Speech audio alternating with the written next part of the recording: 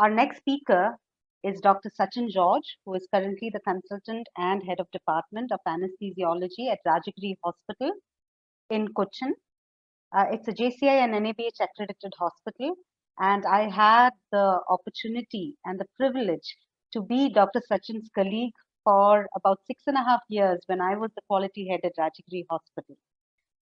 He is, along with his duties as the head of OT, the surgical ICU, as well as anesthesia.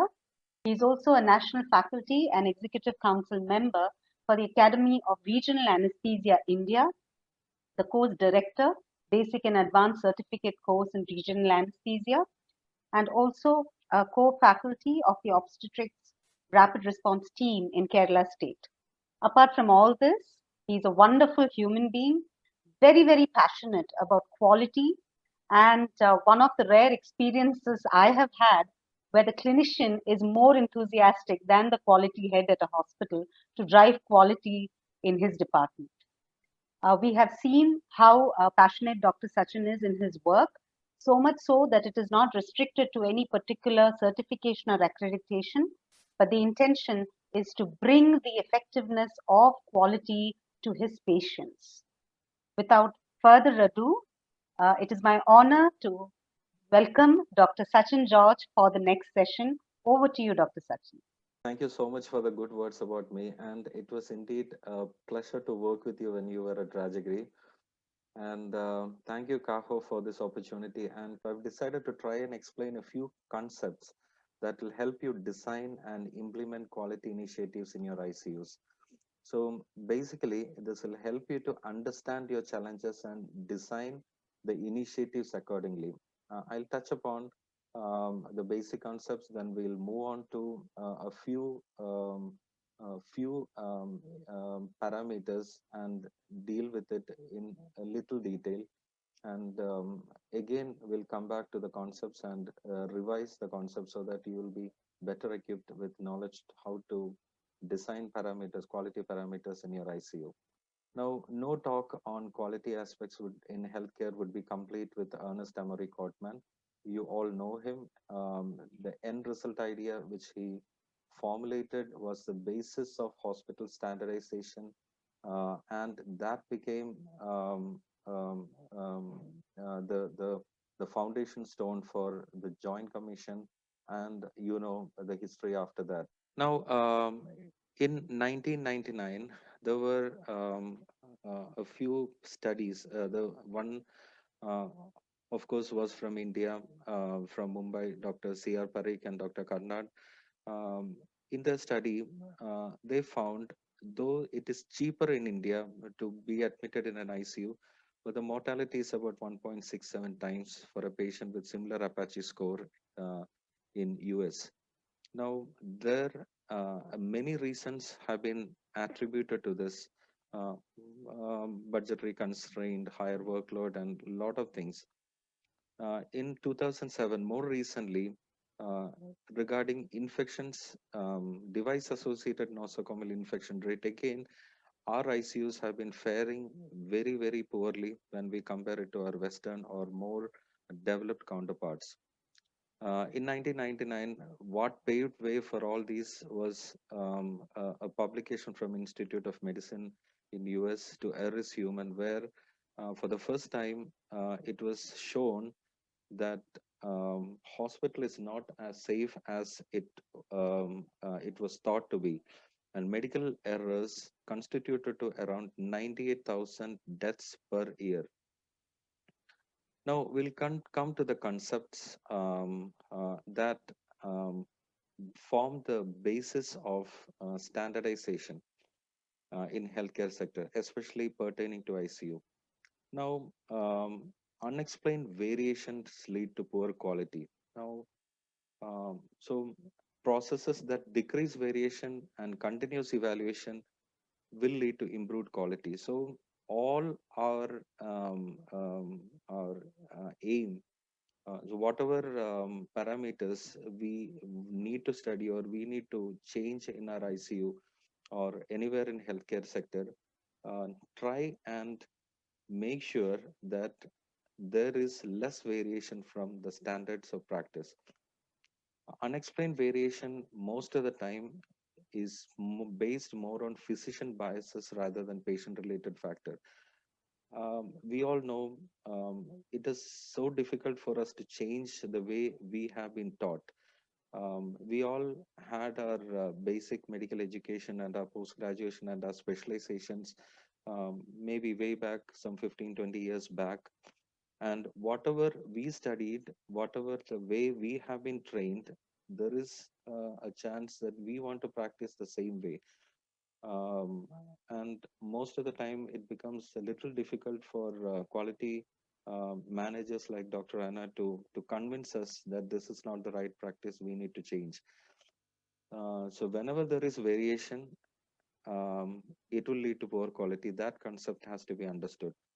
And variation again in care delivery makes it difficult to monitor the process and outcomes. Now, this is the major hurdle, the physician's perspective, which I've been talking about.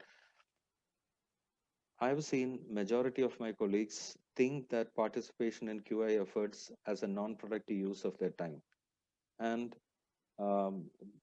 they view the efforts to decrease variation as an interference with their autonomy. I've been trained to do like this, and I will do like this. And who are you to tell me it is not the right way? Physicians need to agree that processes that influence clinical activity leads to measurable outcomes, and measurable outcomes is what we require in standardization. And physicians attempt to lead QA effort need to be cautious on how they interact with other physicians. I'm very happy to see that ISCCM has joined with CAHO, and ICU physicians are the best people to be leaders in quality initiatives because they interact with a lot of people, and most of the time they form a nodal point between different specialities and different class of healthcare workers. Now, you all know about the quality improvement model. This again has been one of the foundations of quality in healthcare structure, divided into three: basic structure, defined processes, and that will lead to outcomes of care. These are all measurable elements. The structure consists of patients, the equipments like in ICU, the supplies, the training of the healthcare worker, and the total environment. That will lead to the processes, that is the coordination, the physical orders, the nursing, and the respiratory therapy. And that will lead to outcome, that is clinical outcome regarding the status of the patient, the functional status, the overall satisfaction of the patient, the caregivers, and the patient bystanders, and the cost. And success depends on identifying projects which all stakeholders find useful and building a team culture. Performance measures and outcomes should be clearly defined, valid, and reliable. Documentation, this is very important, and data collection should be incorporated into daily work routines.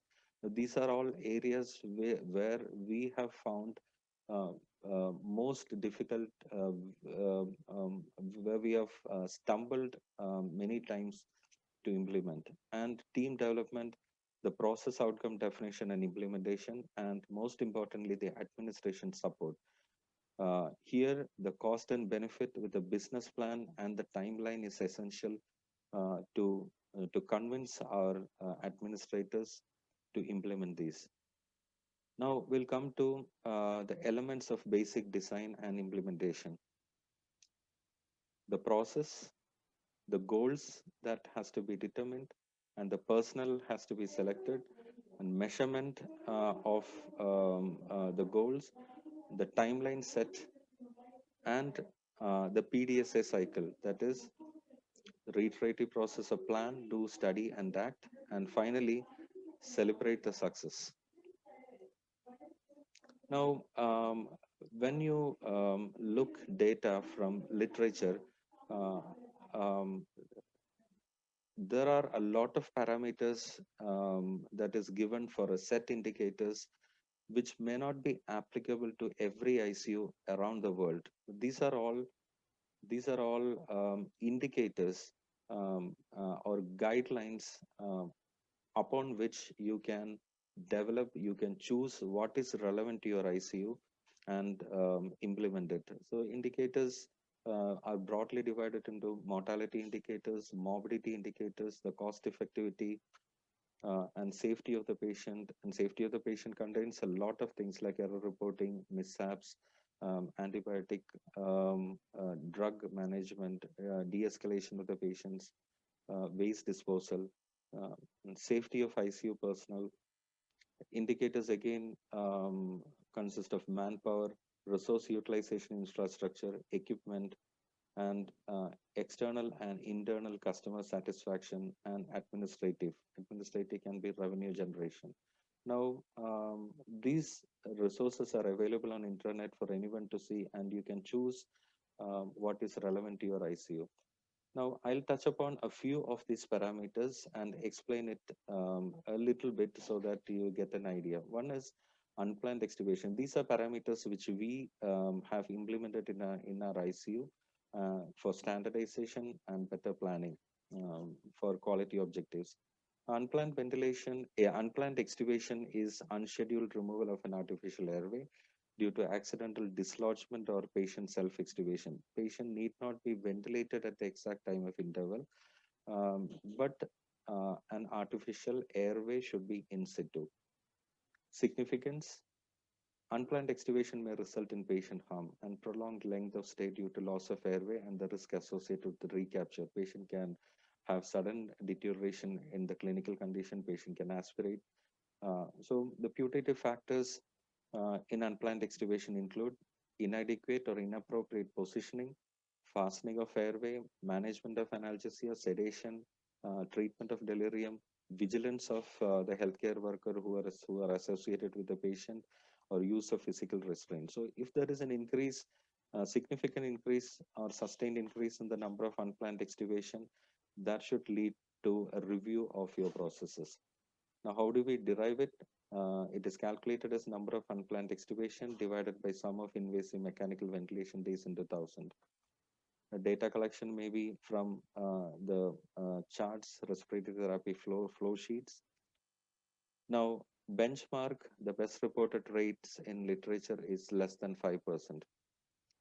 The next is readmission to ICU. We have set the readmission to ICU, unplanned readmission to ICU within 24 hours within the same hospitalization. What if there is a zero admission? Zero readmission reflects more of a defensive approach by ICU team, which increases length of stay in ICU, causing risk of nosocomial infection, iatrogenic complication, non-availability of bed for deserving patients, rise in bill of the patient. A higher mortality rate of 1.5 to 10 times that of controls, and higher length of stay, at least twice that of the control patients have been documented.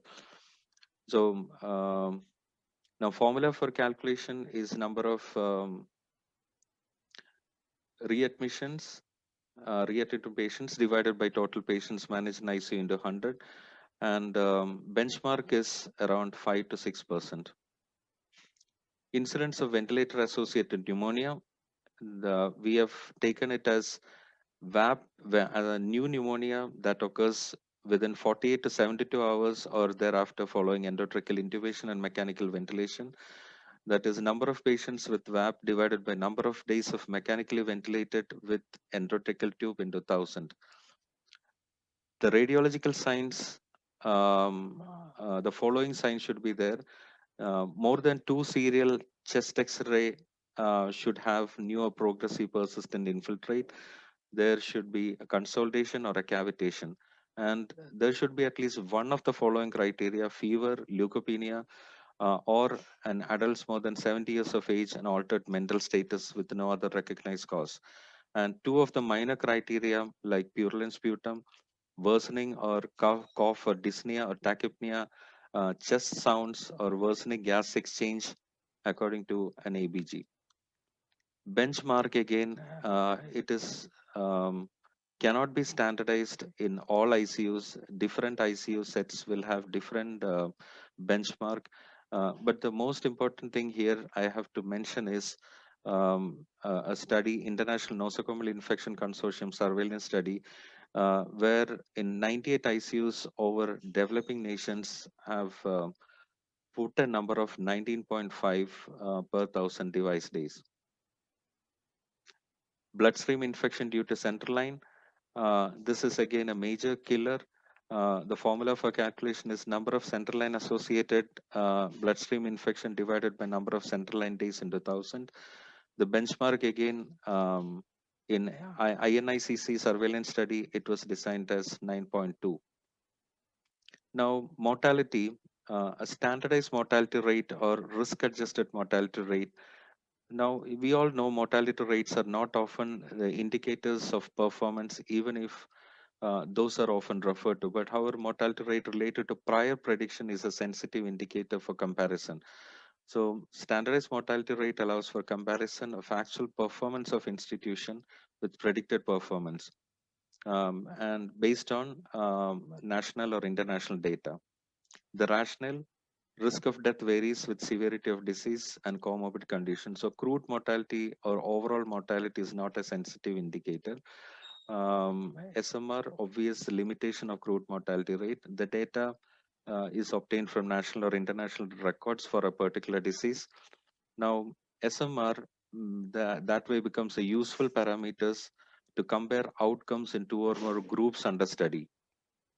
So this gives an opportunity to individualize you for improving the processes and techniques.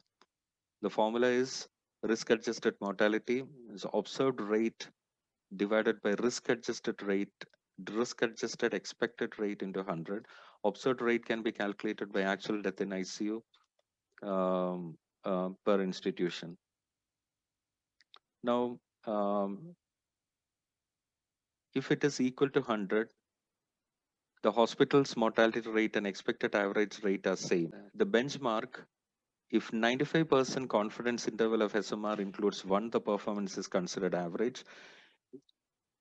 If confidence interval, 95% confidence interval does not include 1, SMR less is considered to be good and more than 1 is considered to be poor. Now, I'll sum up the idea in a nutshell.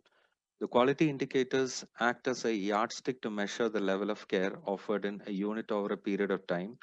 Now, again, variation in care in the unit among different units with similar case mix can only be done if indicators are compared on a regular basis. So, this comparison has to happen in every ICU, and only based on these comparison, we'll be able to make out what is going wrong in our ICU.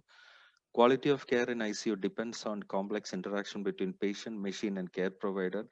The quality officer who is or the personnel who is responsible for these has to understand the dynamics between these three sect of factors. The process-driven and protocol-based management should eliminate ambiguity and ensure better outcome. The such approach is not possible until care provided is quantified and gap between current level and desired level is assessed, followed by improvement initiatives taken to bridge the gap. Now, selection of indicators and monitoring of the same should be considered as the most vital and challenging task to bring continuous improvement in performance level of the unit. Now, this is going to be the biggest challenge for managers in selecting the apt indicators and finding ways to monitor it. Thank you. Thank you, Dr. Sachin, for that overview of the quality assurance program. As you rightly said, there's a lot more, and in the limited time, there's only little that we can understand.